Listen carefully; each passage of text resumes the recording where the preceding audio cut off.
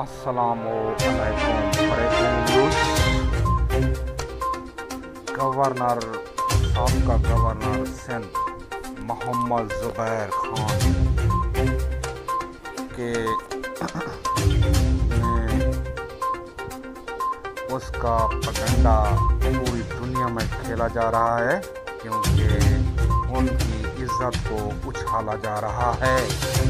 Breaking news, کیونکہ سابقہ governor محمد زبیر خان کے خلاف پورا پروپیگنڈا کھیلا گیا اور کیونکہ پوری دنیا میں ان کی عزت کو اچھالا جا رہا ہے۔